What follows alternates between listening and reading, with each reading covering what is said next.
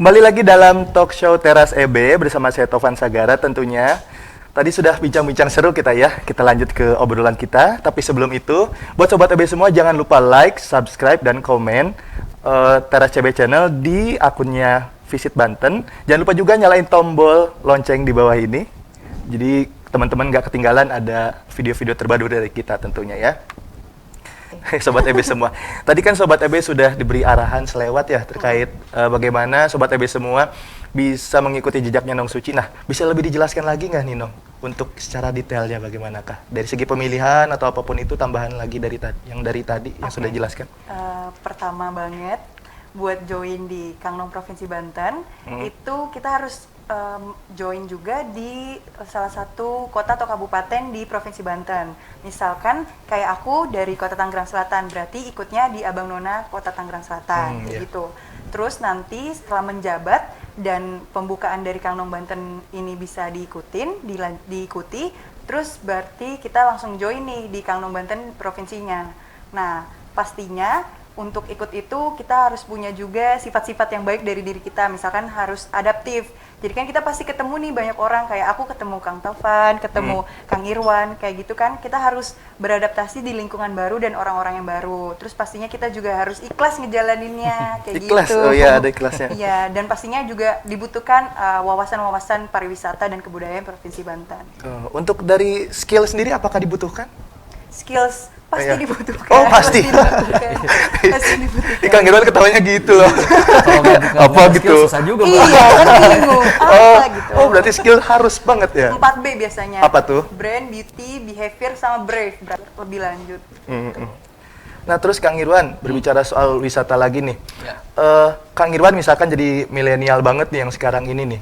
Kira-kira apakah sama dengan selera Kang Irwan yang sekarang ini yang kayak pengen pantai banget nih? Apa gimana? Karena market kita memang youth tourism ya. Jadi kita mempelajari banget millennial behavior nih.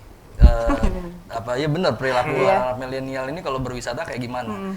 Yang pertama mereka itu kan memang smart spender. Jadi mereka ngitung banget nih budgetnya mau kemana gitu. Nah itu dia maksudnya ya. Oh budget dulu pertama nih. Budgetnya dihitung dulu nih, gue punya duit berapa misalnya. Nah iya. Dari situ udah kebayang nih uangnya kesekian, baru dia mencari destinasinya kemana. Oke, kira-kira yang sesuai dengan budget ketemulah destinasinya A. Nah setelah ketemu destinasinya, let's say katakanlah kita mau mengeksplor Pulau Sangiang misalnya gitu ya, di Banten atau kita mau mengeksplor tempat-tempat lain di banyak lah Tanjung Lesung ya kan. Jadi dari situ nanti dia ngukur nih. Nah karena dia itu adalah periset handal. Iya betul. Dia periset handal nih anak milenial nih. Mereka biasanya nyari tahu dulu.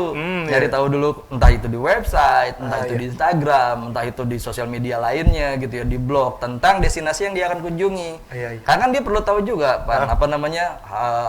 how to get there. Apa aja activity yang bisa dibuat. Terus yang paling penting ya berapa kira-kira biaya yang dibutuhkan gitu. Berapa lama yang pas untuk menuju ke sana.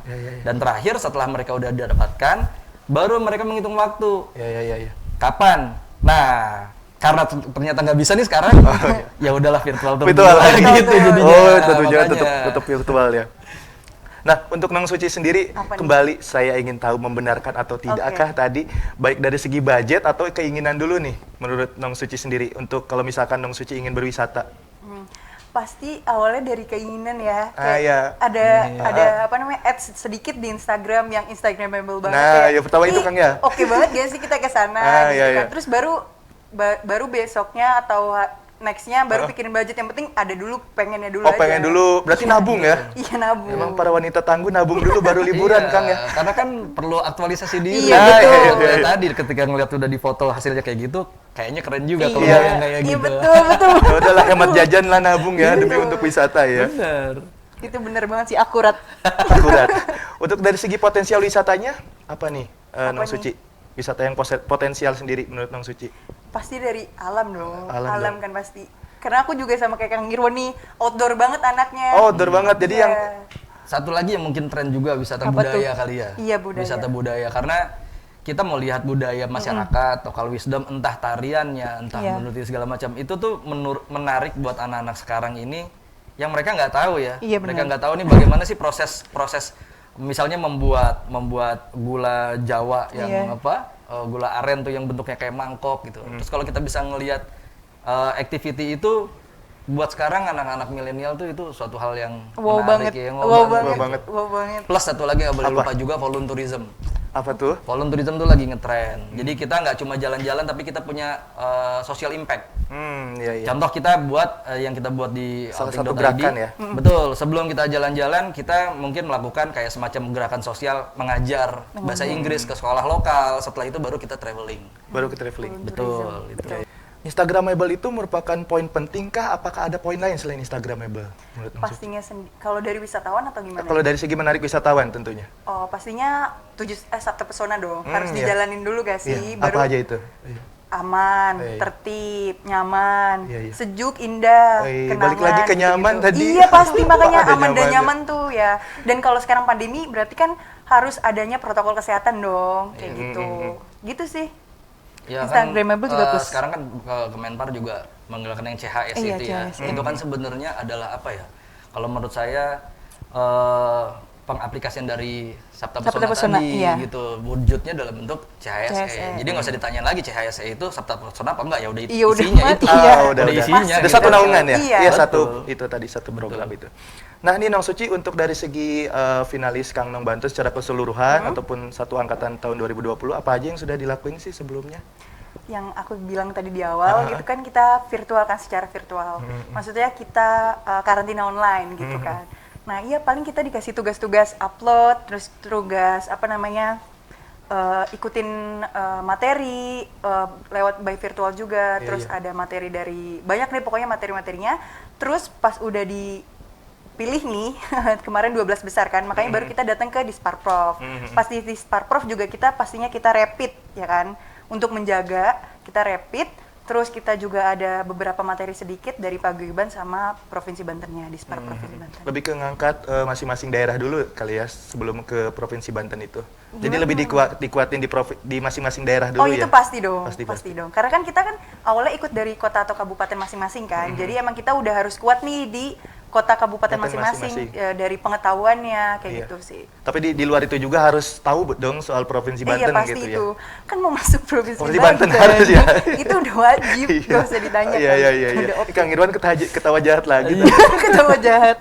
Nah untuk tugas orang duta wisata itu apa sih Nong yang paling penting? Apa yang paling penting? Yang pasti menjaga dan mempromosikan, pasti dong mempromosikan serta membangun program-program yang dapat memajukan Provinsi Banten, bukan di bidang pariwisata aja, karena Kang Nong ini tuh sebenarnya duta pembangunan Kang, tapi nggak fokus cuma di pariwisata aja gitu, jadi secara menyeluruh di berbagai bidang. Kang. Untuk ke depan nih, Kang Irwan, ketika pandemi sudah berakhir atau semisal masih ada, ada strategi khususkah atau ada strategi baru dari strategi yang sekarang? Kalau ngomong strategi, nggak ada yang spesifik sebenarnya ya. Cuma memang kita lagi mengantisipasi justru karena dalam rangka revenge tourism ini para nekaters juga pada nekat gitu kan. Nekatorsnya udah pada nekatorsnya udah pada nekat. Nah bayangin, saya ngeliatnya gini. Let's say kalau kita ngomongin market anak sekolah ya, begitu mereka kembali ke sekolah, pasti at the same time semua mau wisata secara aktual dong. Field trip kemana-mana gitu ya, study tour kemana-mana. Ini bayangin kalau tempat destinasinya ini nggak siap. Itu pertama. Yang kedua, kitanya sebagai pelaku wisata mau bagaimana, ya kan, protokolnya tadi. Karena begitu semuanya rame-rame menyerang destinasi wisata, dan menjadi klaster lagi. Kan gitu. Nah makanya, bahaya ya. Menurut saya sekarang ini, kita belum tahu nih vaksinnya ketemu kapan, atau bisa diterapin kapan. Sekarang itu waktunya paling tepat untuk kita mempersiapkan SDM kalau menurut saya. SDM dipersiapkan, destinasinya dipersiapkan, semua kebutuhannya disiapkan. Ya nanti kalau kita udah perang beneran kita udah jago gitu. Karena udah latihannya udah cukup. Gitu ibaratnya. Itu sih. Sebagai anak muda terutama ya, apa tantangan dan upaya yang bisa dilakukan pemerintah atau stakeholder dalam mendorong pariwisata yang ada di Provinsi Banten? Sebenarnya mirip-mirip sama Kang Irwan. Pasti kalau dilihat dari pandemi ini kan cukup sulit. Bukan cukup sulit sih, kalau misalkan buat pengen datengin orang banyak wisatawan, nggak mungkin juga kan, itu nekat juga kitanya kan, nggak mau kan, iya nekat. Makanya dari dengan pandemi ini ya baiknya kita meningkatkan SDM, meningkatkan destinasi wisata biar ready sesuai dengan Kang Irwan juga bilang sama.